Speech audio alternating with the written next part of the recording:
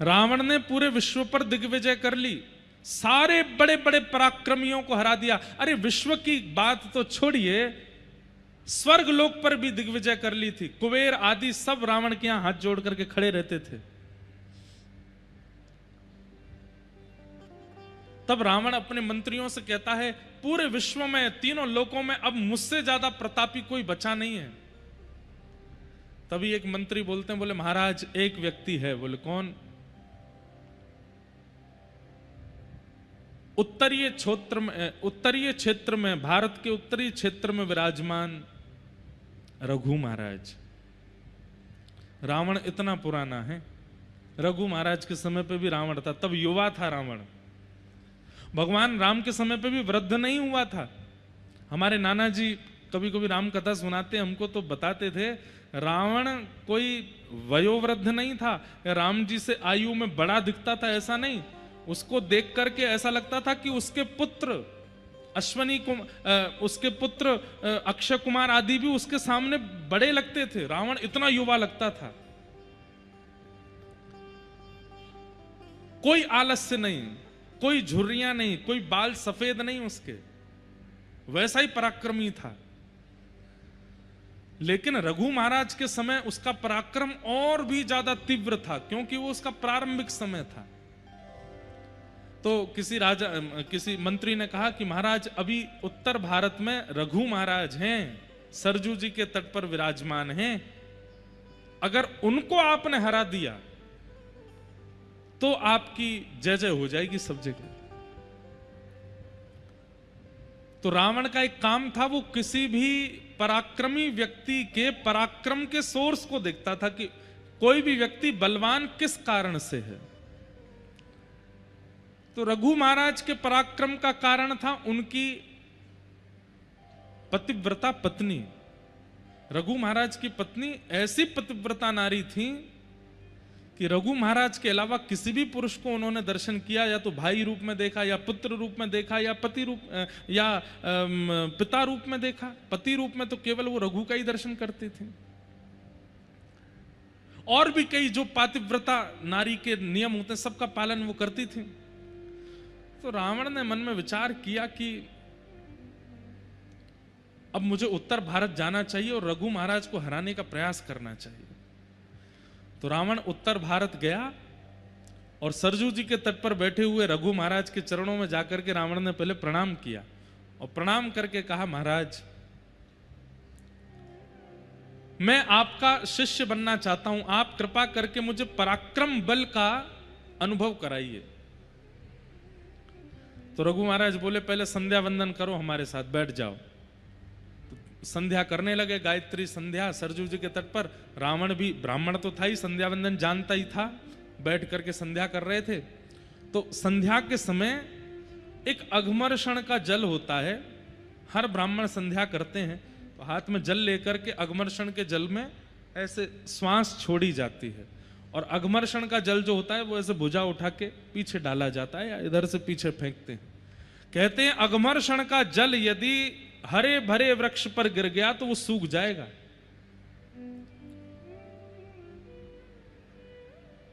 रघु महाराज जब अघमर्षण का जल हाथ में लेकर के बैठे थे, तभी उनके चिंतन में आया कि दक्षिण भारत में कोई एक गरीब ब्राह्मण है, उसके पास एक गैया है और उसके गाय के ऊपर एक शेर ने आक्रमण कर दिया है, और वो ब्राह्मण विचलित होकर के गुहार कर रहा है, प्रार्थना कर रहा है, मेरी गैया को बचा लो, मेरी गैया को बचा लो, मेरे भोजन का कारण केवल ये गाय है, इसकी रक्षा कर लो। लेकिन कोई भी रक्षा नहीं कर पा रहा था। तब उस ब्राह्मण ने दक्षिण भारत में बैठे बैठे मन में विचार किया कि अगर रघु महाराज यहां होते तो मेरी गाय की रक्षा करते। उसके विचार करते ही यहां पर संध्या काल के समय रघु महाराज के मन में वो दृश्य दिखने लगा, और जैसे दृश्य दिखा तो रघु महाराज बोले, अब दक्षिण कैसे जाऊं मैं उसकी गाय बचाने। तो उन्होंने तुरंत अघमर्षण का जल लिया और भुजा उठा करके जैसे ही पीछे डाला, उस सिंह का आवाहन करके अयोध्या में अघमर्षण जल फेंका गया और दक्षिण में उस सिंह की मृत्यु हो गई और गाय की रक्षा हो गई। बगल में बैठा रावण क्या कर रहा था, वो इनके मन में प्रवेश करके मन में क्या चल रहा है वो सब देख रहा था। तो रावण ने इस दृश्य का दर्शन कर लिया।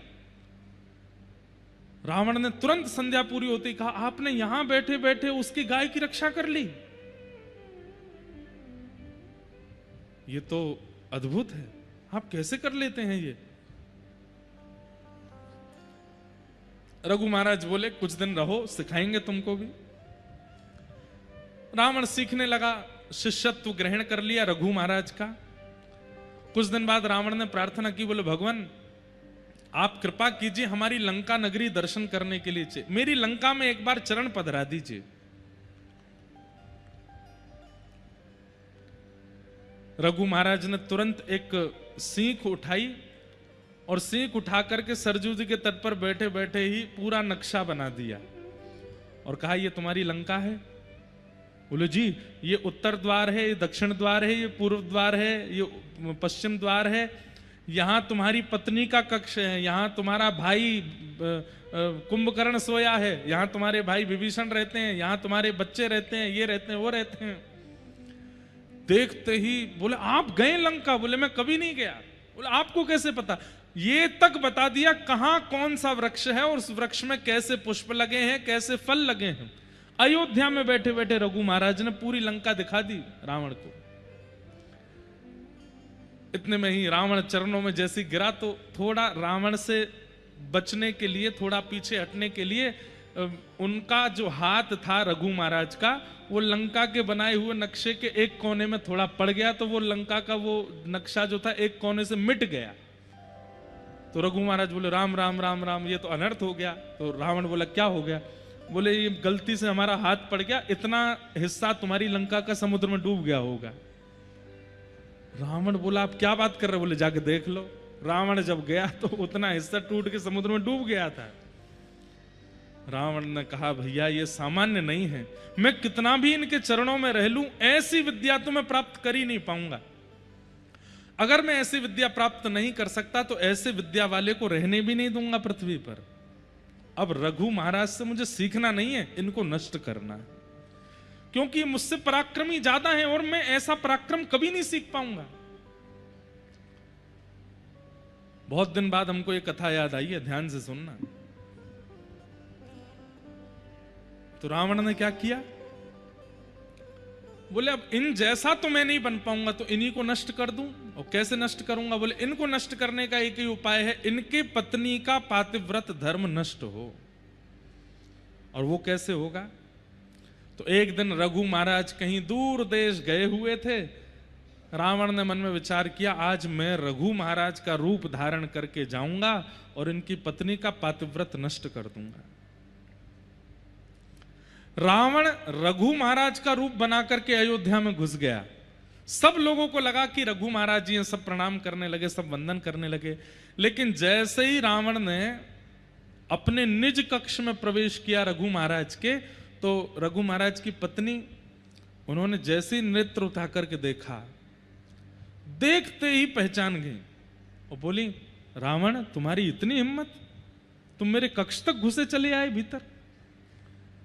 तो रावण बोला, मेरे रूप को कोई नहीं पहचान पाया, आप कैसे पहचान गए? तो बोले, रघु महाराज का एक नियम है। और क्या? वो जब अपने राजभवन में प्रवेश करते हैं तो उनके मस्तक पर अयोध्या के रज के कण दिखाई देते हैं। वो नित्य अयोध्या को प्रणाम करते हैं, यहाँ की रज को लगा करके आते हैं, और तुम्हारे माथे पर वो रज दिखाई नहीं दे रही। तुम उन जैसा रूप तो बना लिया, लेकिन उन जैसे नियम नहीं ला पाए हो, इसलिए मैं पहचान गई हूं कि तुम रावण नहीं, तुम रघु नहीं हो। और भी कई नियम हैं।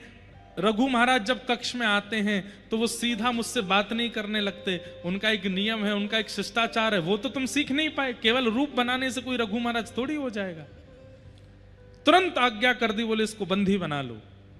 बंदी बना लिया। रघु महाराज आए तो पत्नी ने सारा सत्य वृत्तांत बताया। बोले आपका शिष्य बना घूमता है, आपका रूप बना करके मेरा पातिव्रत नष्ट करने आया था।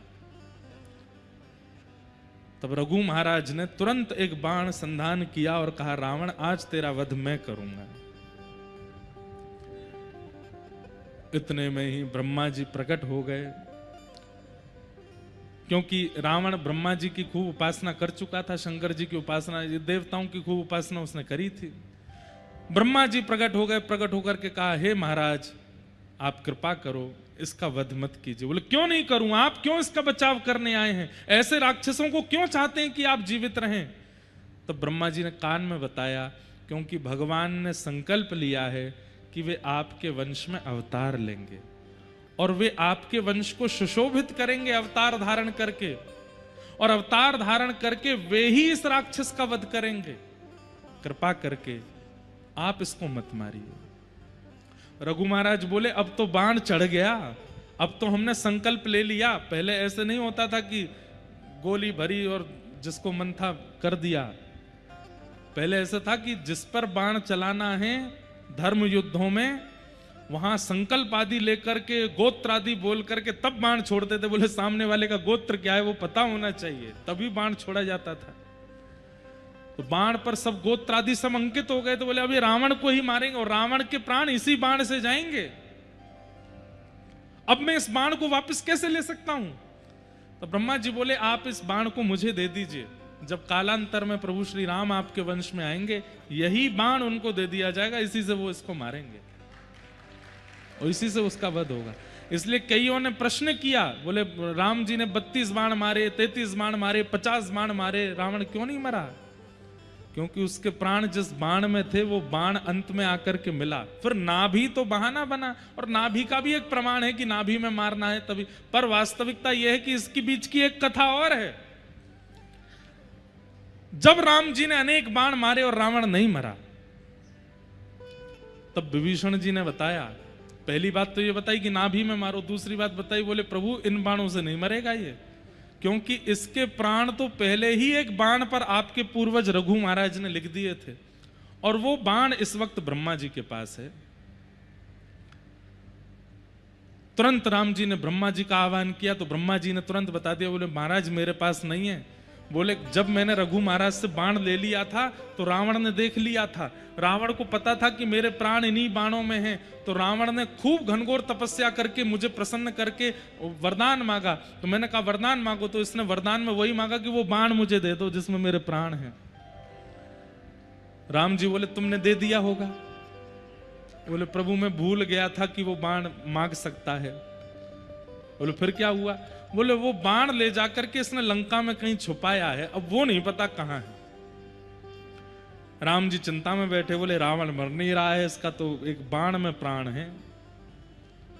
हनुमान जी महाराज आए, बोले भगवान कितना भी बड़ा राक्षस हो, कितना भी बड़ा धनवान व्यक्ति हो, कितना भी बड़ा बुद्धिमान व्यक्ति हो, वो अपनी गोपनीय से गोपनीय चीज किसी को नहीं बताता सिवाय अपनी पत्नी के। अपनी पत्नी को जरूर बताता है, और विशेष रूप से तब जब पत्नी भोली हो, सीधी हो, पत्नी को जरूर बताया था, देखो इतना लाख रुपया यहां रखा है, इतना करोड़ उधर रखा है, कल को मुझे कुछ हो जाए तो तुम ले लगे बच्चों का पालन पोषण कर लेना। बोले महाराज ये बात किसने कही? हनुमान जी, इसीलिए तो वो बुद्धिमान हैं। हनुमान जी महाराज की बुद्धि की पराकाष्ठा हनुमान चालीसा में सब बोलते हैं। उनसे बुद्धि विवेक की कामना हम लोग करते हैं, उन जैसा बुद्धिमान कौन होगा?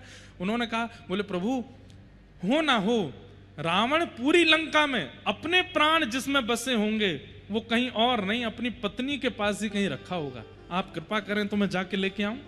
बोले जाओ। तो हनुमान जी ने एक बटुक ब्राह्मण का रूप बनाया, पहुंच गए मंदोदरी के पास। अब मंदोदरी तो रो रही थी और रो करके बस प्रार्थना कर रही थी, हे महादेव मेरे पति की रक्षा करो, मैंने सुना है इतने बाण राम जी ने चला दिए, अभी तक तो सब ठीक है, कृपा करके मेरे पति की रक्षा करो। इतने में ही हनुमान जी आ गए ब्राह्मण का रूप धारण करके। तो मंदोदरी के पास जैसे ही पहुंचे तो ब्राह्मण देख करके और चरण पकड़े, हे विप्र देवता आप मेरे पतिदेव को आशीष दीजिए ना, उनका बाल बांका ना हो, ये राम जी तो भगवान है, ये उसको उनको मार ही देंगे, मेरा सुहाग चला जाएगा, कृपा कीजिए ना। देवी तुम क्यों रोती हो? अरे तुम भूल गई क्या? और हनुमान जी ऐसे बात कर रहे हैं जैसे इनको सब पता है। तुम भूल गई क्या? क्या? अरे एक बाण है जिसमें रावण के प्राण बसते हैं, और वो बाण यहीं लंका में ही उसने छुपा रखा, जब तक वो बाण नहीं मिलेगा तब तक राम जी इसको कैसे मार देंगे? अब ये तो हो गई थी हजारों साल पुरानी बात। मंदोदरी बोले, अरे हाँ वो बाण तो मेरे ही भवन में रखा है, हनुमान जी बोले पता तो चल गया है, एग्जैक्ट हाउस नंबर और पता चल जाए वो कैसे पता चलेगा? तो हनुमान जी ने एक तकनीक बताई, बोले सुनो देवी, बाण तुम्हारे भवन में है, ये बात बस मैं और तुम जानते हैं, लेकिन देवी अगर तुम चाहती हो कि रावण की रक्षा हो, अपने उस भवन में जाओ, पुष्प अक्षत चंदन माला लेकर के जाओ, और जहां पर वो बाण रखा है वहां पर पुष्प चढ़ा देना, अक्षत चढ़ा देना, आरती कर देना, और जब तक ये युद्ध चल रहा है उस स्थान का पूजन करती ही रहना। एक भी क्षण के लिए वो पुष्प अक्षत चंदन से विहीन नहीं होना चाहिए स्थान, नहीं तो कोई भी उस बाण का वहां से हरण कर लेगा। और मंदोदरी बोली मैं अभी जाती हूं। हनुमान जी बोले जाओ, अब मैं भी मक्खी बन के आऊं पीछे। हनुमान जी लेक्से से बन गए, मंदोदरी गई थाली सजा करके अपने निज भवन में। खूब सारे खंबे लगे थे, उनमें पीछे एक खंबा था जिसमें वो बाण चिना हुआ था भीतर। मंदोदरी गई, वहीं जाकर के जैसे ही माला चढ़ाई, अक्षत आदि लगाए, हनुमान जी छोटे से बन के गए, इतने में विशाल रूप धारण किया और एक मुष्टिक प्रहार करके खंभ भेदन करके भीतर से बाण निकाला, लेकर के सीधे राम जी के पास गए और जाके चरणों में अर्पित कर दिया, लीजिए प्रभु मार दीजिए। और तब राम जी ने अंतिम बाण धारण करके जैसे ही रावण में मारा, वध हो गया। कितनी कितनी कथाएं, कितने गुप्त गुप्त रहस्य सब जगह निर्मित हैं, लिखे हैं। कोई भी चीज ऐसी है नहीं, 60 कोटि रामायण है, करोड़ों रामायण है, ऐसी ऐसी कथाएं हैं जो कभी किसी ने सुनी नहीं। पर इस पूरी कथा को सुनाने का हमारा उद्देश्य क्या था? रावण का वध करने के लिए राम जी नहीं आए हैं, रघु महाराज के वंश पर कृपा करने के लिए आए हैं, सबरी पर कृपा करने के लिए आए हैं, जटायु पर कृपा करने के लिए आए हैं, हनुमान जी पर कृपा करने के लिए आए हैं, विभीषण पर कृपा। क्योंकि स्वयं भगवान कहते हैं दुष्टों का संहार वैकुंठ में बैठे बैठे मैं कर सकता हूं, लेकिन सबरी के बेर वैकुंठ में कैसे खाऊंगा? उसके लिए तो मुझे आना पड़ेगा ना।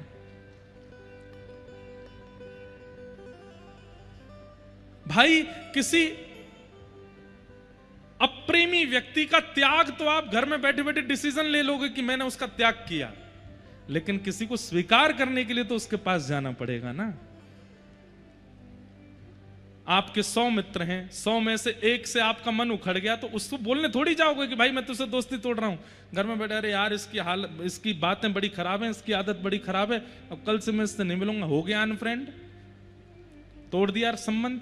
लेकिन किसी से मित्रता करनी होती है तो उसके पास जाना पड़ता है, उससे मिलना पड़ता है, उसके पास बैठना पड़ता है, उससे बातें करनी पड़ती हैं। राक्षसों को तो वध करना, वध तो ठाकुर जी कहीं से भी कर सकते हैं, लेकिन जिन भक्तों पर अनुग्रह करना है उसके लिए तो उनको जाना पड़ेगा। इसलिए ठाकुर जी का अवतार राक्षस वध के लिए नहीं हुआ है, भक्तों पर कृपा करने के लिए। हमारे लिए आए हैं ठाकुर जी, राक्षसों के लिए थोड़ी आए हैं। तो पहला प्रश्न, भगवान के अवतार का श्रेय किसको जाता है?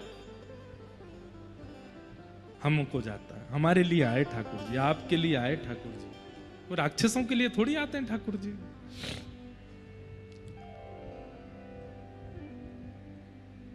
भक्तों के लिए आते हैं। ठाकुर जी को वैष्णव बहुत प्रिय लगते हैं, भक्त बहुत प्रिय लगते हैं। उनको भजने वाले जो भी हैं उनसे ठाकुर जी का बहुत स्नेह है, बहुत प्रेम है।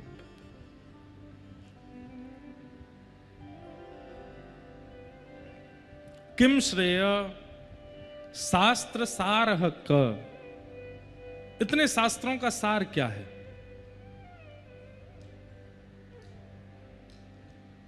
सार श्रीमद् भागवत है।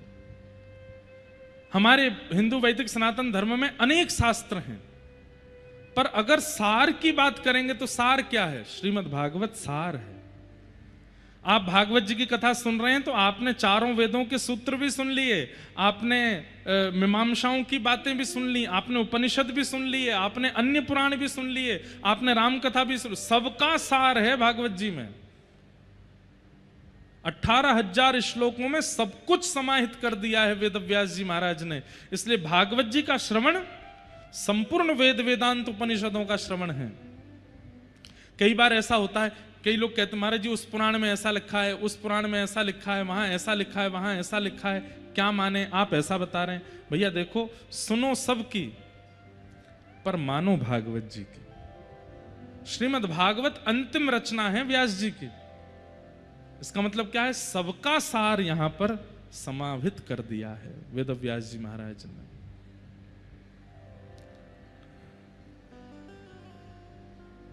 शास्त्र सारह का स्व अवतार प्रयोजनम, भगवान के इतने अवतारों का प्रयोजन क्या है। कभी मछली बन के आते हैं, कभी कछुआ बन के आते हैं, कभी नृसिंह बन के आते हैं, कभी बराह बन के आते हैं, कभी परशुराम बन के आते हैं। सीधी बात है, ठाकुर जी नर बन के आ सकते हैं तो बार बार रूप क्यों बदलते हैं, रूप बदलने का कारण क्या है। उत्तर भगवान देते हैं, ये यथा मां प्रपद्यन्ते तांस्तथैव भजाम्यहम्। जो मुझे जैसे भजता है मैं वैसे ही उसके सामने प्रकट होता हूं। देवताओं ने पर्वत धस रहा है मंथन करते समय, वो धसे ना, इसलिए समुद्र के अंदर कोई ऐसा सपोर्ट आना चाहिए जिससे ये पर्वत उठ जाए। उस भाव से ठाकुर जी को पुकारा तो कछुआ बन के आ गए ठाकुर जी।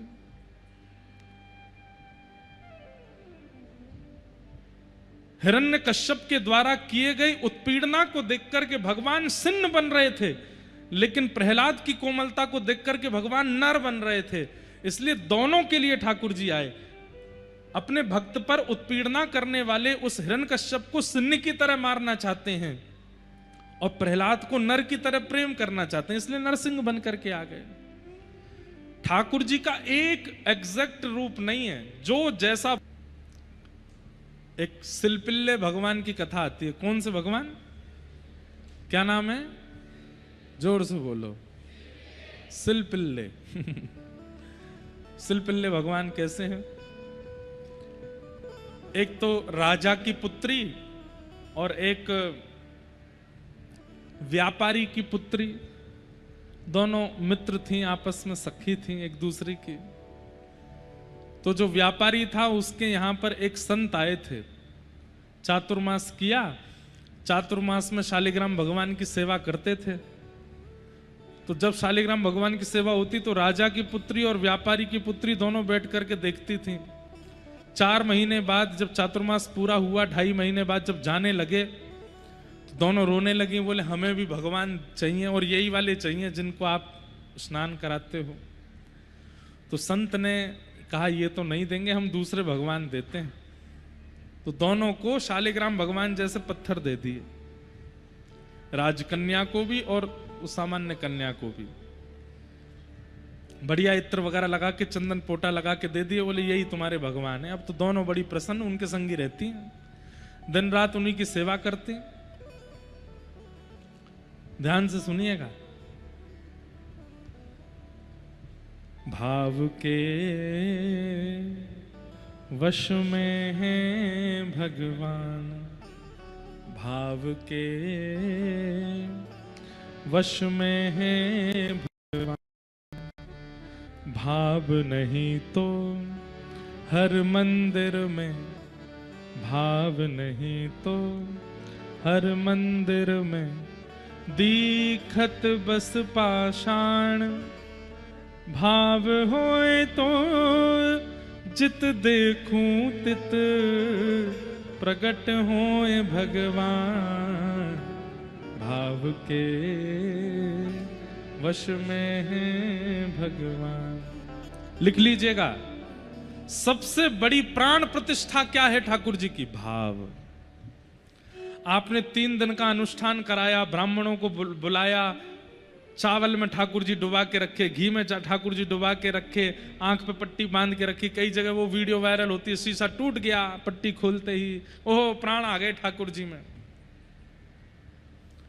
प्राण तो भाव से आते हैं।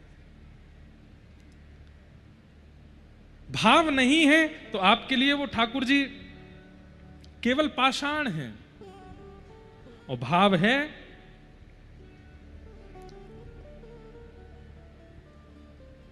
भाव होए तो जित देखूं तित प्रकट होए भगवान, भाव के वश में है भगवान। भाव।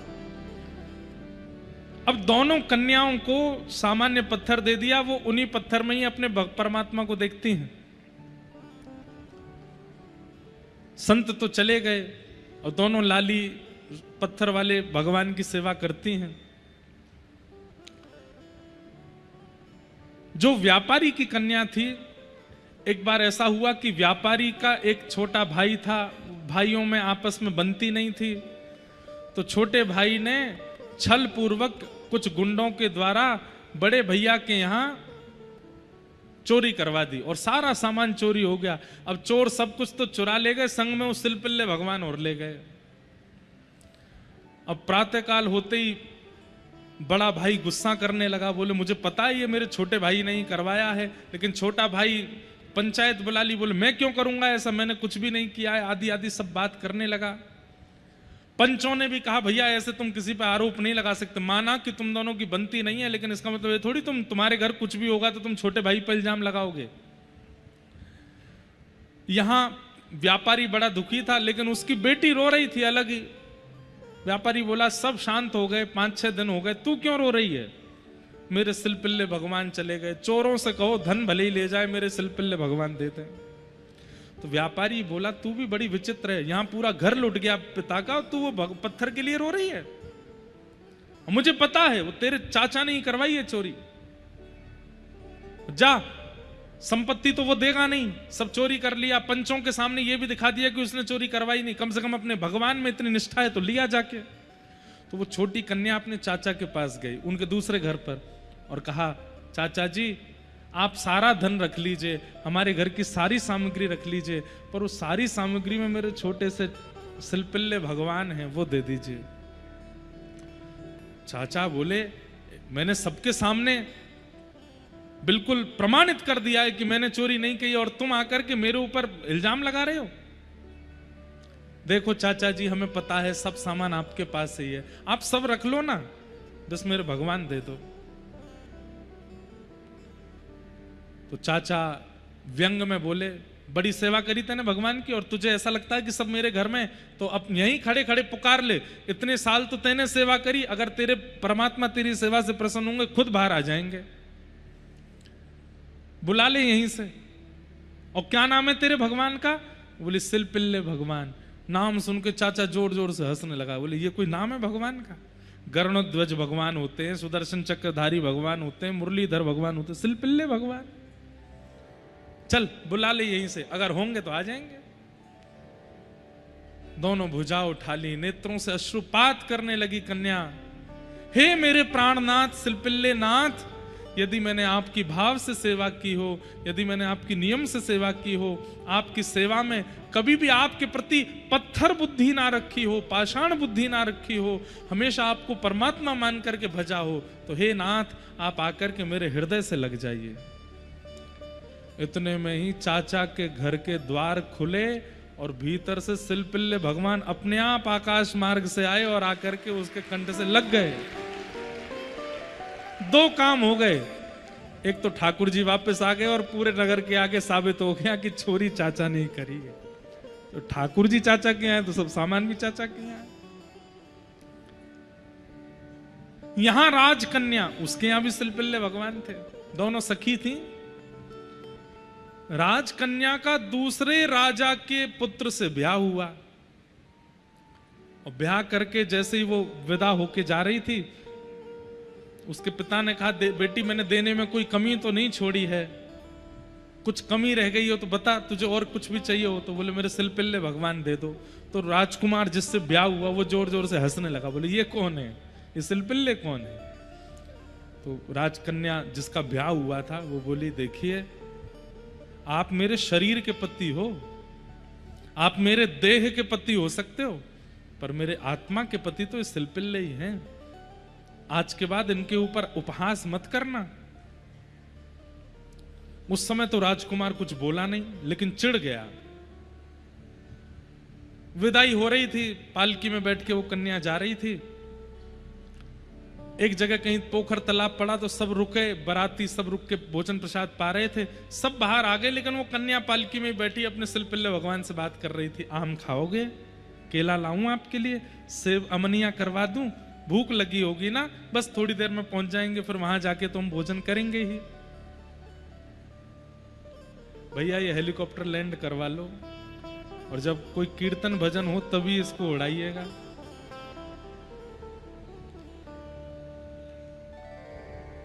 क्या बता रहा था मैं? हैं? हाँ, कुछ पा लीजिए।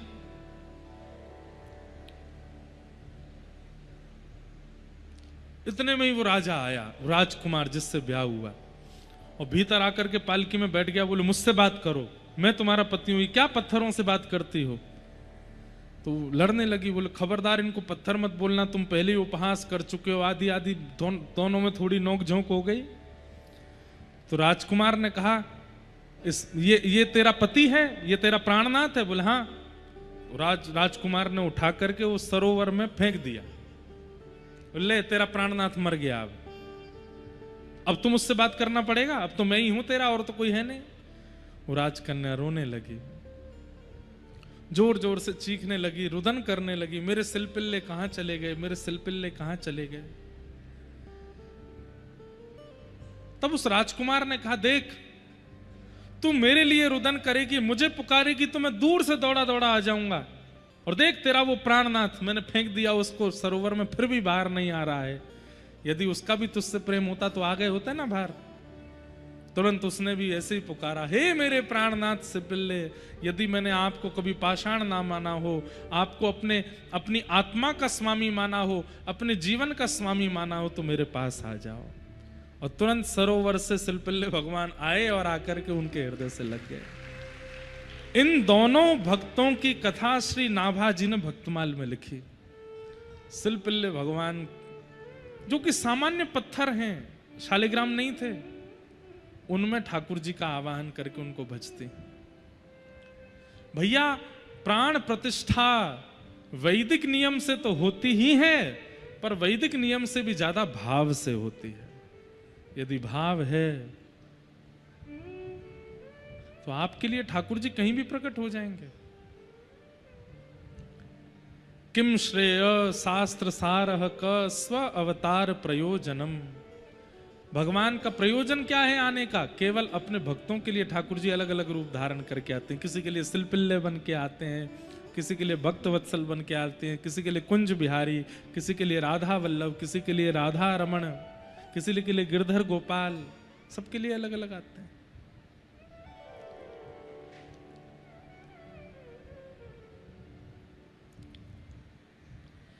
इस प्रकार 6 प्रश्न किए।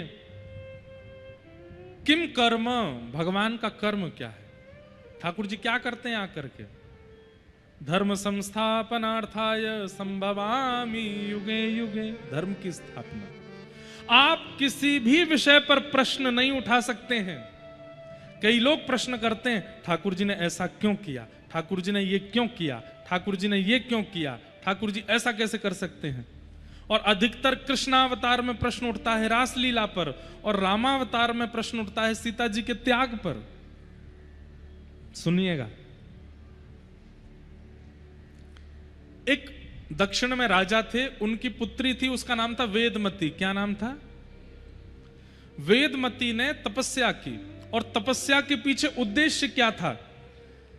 जैसे भगवान लक्ष्मीपति हैं, वैसे मुझको भी पत्नी रूप में स्वीकार करें। मैं भगवान की पत्नी बनना चाहती हूं, इसलिए उसने तप किया वेदमती ने। तो वेदमती की तपस्या चल रही थी, तपस्या पूर्ण होने ही वाली थी, उसी समय रावण आ गया। और रावण ने आकर के जैसे ही वेदमती की तपस्या को नष्ट करना चाहा, केश पकड़े, वेदमती ने तुरंत एक तलवार से अपने केश काट दिए। केश रावण के हाथ में रह गए और वो वेदमती अग्नि में प्रवेश कर गई। भगवान ने वेदमती से कहा कि देखो तुम्हारी तपस्या पूर्ण होने ही वाली थी, अंतिम क्षण में रावण आ गया और एक प्रकार से तपस्या तुम्हारी पूर्ण हो ही गई, लेकिन अब तुम सदेह तो हो नहीं, मैं कैसे तुम्हारा पति बन के आऊं? तो वेदमती बोली आप ही आज्ञा करिए, कैसे आएंगे? तब भगवान ने संरचना की। कैसी? बोले कि मैं त्रेता में राम बन के आऊंगा और तब सीता जी मेरे साथ वनवास के लिए जाएंगी, तो इनके सामने जब मैं दुष्टों का संहार करूंगा तो ये इतनी करुणामयी है कि ये देख ही नहीं पाएंगी। ये इतनी करुणामयी है कि ये दुष्टों का संहार करने ही नहीं देंगी। तो इसके लिए ये अग्नि में प्रवेश कर जाएंगी और अग्नि से तुम ही सीता जी का रूप धारण करके मेरे पास आ जाना। तुम्हारे दो कारण हो जाएंगे। क्या? पहला कारण कि तुम्हारी तपस्या थी कि मुझे पति रूप में चाहती हो, तो तुम सीता बन करके आ जाओगी जब अग्नि से, तो वनवास के समय और रावण के यहां जाने का जो क्रम है उसमें तुम मेरी पत्नी सीता बन जाना, तुम्हारी अभिलाषा पूरी हो जाएगी। और दूसरा काम तुम्हारा, तुम्हारी तपस्या भंग की थी रावण ने, तुम रावण के यहां जाकर के हमारी पूरी सेना के द्वारा उसकी पूरी लंका को भंग कराओगे, तो तुम्हारा बदला भी हो जाएगा पूरा। बोले ठीक है। वेदमती ही सीता जी की छाया बन करके आई, लेकिन अब क्या हुआ? रावण के यहां से सीता जी को वापस ले जाने के बाद राम जी, अब जब भी सीता जी सामने आती तो नीचे नजर करके बात करते हैं। क्यों? एक पत्नी व्रती है और पत्नी तो अग्नि में है और ये तो वेदमती है। तो वेदमती को बड़ा कष्ट होता, बोले आप मेरी ओर देखते नहीं, मेरे से बात करते नहीं। देवी हम एक पत्नी व्रत हैं, भले ही तुम सीता जी के रूप में हो लेकिन वास्तविक सीता जी तो अग्नि में है ना, तुम तो वेदमती हो। इस वजह से वो सीता जी फिर गई हैं और जाकर के वाल्मीकि ऋषि के आश्रम पर रहती हैं, वहां पर लवकुश का प्रादुर्भाव और फिर उनका अग्नि में प्रवेश। उनका अग्नि में प्रवेश नहीं है, वो वेदमती का अग्नि में प्रवेश है। सीता जी तो फिर पुनः राम जी के साथ निरंतर निवास करती हैं और आज तक अयोध्या में राम जी के बगल में बैठी हैं। सीता जी ने कभी त्याग नहीं किया। फिर वेदमती जो नाराज हो गई ठाकुर जी से, बोले आपने मेरा संकल्प पूर्ण कर दिया लेकिन केवल नाम की पत्नी थी मैं, मुझे आपने वास्तविक स्वीकार तो किया नहीं। तब भगवान ने कहा ठीक है, दक्षिण भारत में एक राजा के यहां तुम पद्मावती बन करके आओगी और तुमको पति रूप में मैं वेंकटेश तिरुपति बन करके आऊंगा और तब तुमसे विवाह करूंगा। और फिर वही श्री राम तिरुपति बन करके आए, वेंकटेश बन करके आए और उन्होंने पद्मावती को स्वीकार किया। इसलिए स्कंद पुराण में लिखा है कि ये राम जी ही तिरुपति बन करके आए, वेंकटेश भगवान बन के आए। साक्षात नारायण यदि पृथ्वी पर कहीं हैं तो वो सप्तगिरी पर्वत पर वेंकटाधिपति श्री तिरुपति बालाजी साक्षात नारायण हैं। स्कंद पुराण में कहते हैं कि अगर आपने वेंकटेश भगवान को देख लिया तो राम जी को देखने का जो फल त्रेता में मिल रहा था वही फल कलयुग में तिरुपति जी को देखने से मिलता है, वही फल। वो साक्षात राम जी। भगवान की एक भी क्रिया पर आप प्रश्न नहीं उठा सकते, ठाकुर जी ने ये क्यों किया, वो क्यों किया, ऐसे क्यों कर दिया। प्रत्येक क्रिया और प्रत्येक लीला शिक्षात्मक है भगवान की, किसी में भी संशय नहीं कर सकते। कोई भी वेद विरुद्ध और धर्म विरुद्ध क्रिया ठाकुर जी ने नहीं की, नहीं की, नहीं की।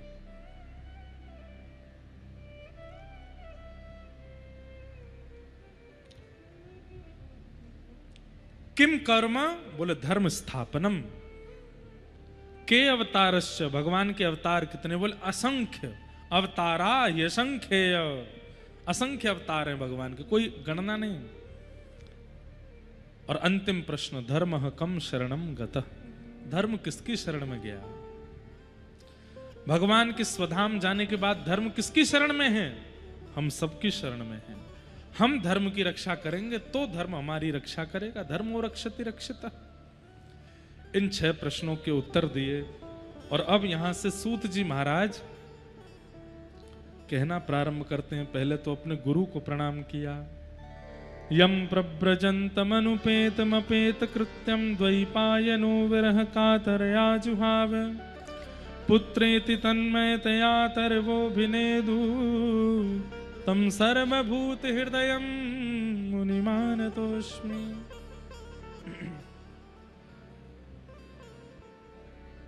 गुरु उपासना। बंधुओं, एक बात हमारी सुनिएगा, जीवन में गुरु का होना आवश्यक है, पर किस रूप में? केवल दीक्षा ले ली, उसके बाद गुरुजी जाओ कहीं भी, हमारी तो दीक्षा हो गई, बस हो गए, तिलक लगा रहे हैं, नाम जप कर रहे हैं, हो गया काम? नहीं।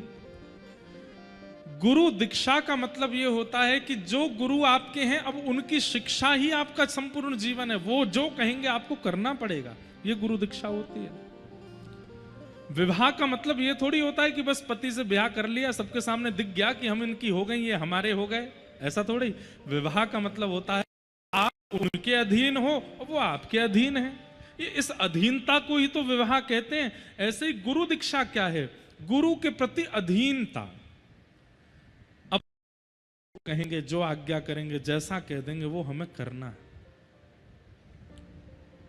ये गुरु दीक्षा होती है। ऐसे गुरु सबके जीवन में होने चाहिए, जिनकी आज्ञा मानने में आप संकोच नहीं करते। ये मध्य प्रदेश की भूमि है, यहां एक से एक गुरु हुए हैं। हमें तो ऐसा लगता है कलयुग में सबसे ज्यादा गुरु जी यहां हुए, सबसे ज्यादा देवी देवता भी मध्य प्रदेश में हुए। हर 50 किलोमीटर पर एक सिद्ध स्थान जरूर दिख जाता है। मध्य प्रदेश में इतने सिद्ध स्थान हैं। गुरु का होना आवश्यक है।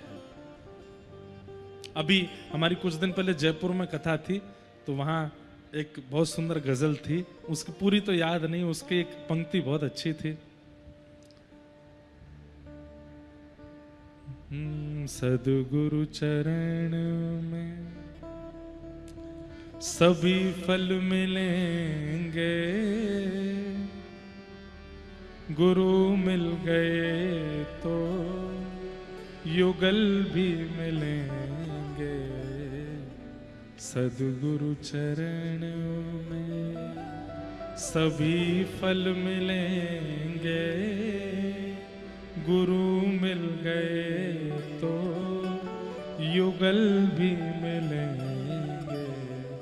अगर जीवन में गुरु आ गए हैं तो ये बात, इस बात का प्रमाण है कि अब युगल भी आएंगे, अब प्रिया प्रियतम भी आएंगे। एक और पंक्ति मेरे जीव पर है, पर निकल नहीं रही है, बहुत सुंदर पंक्ति।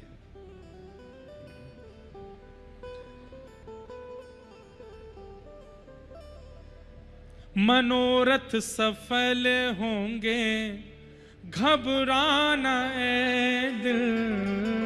मनोरथ सफल होंगे, घबराना ए दिल।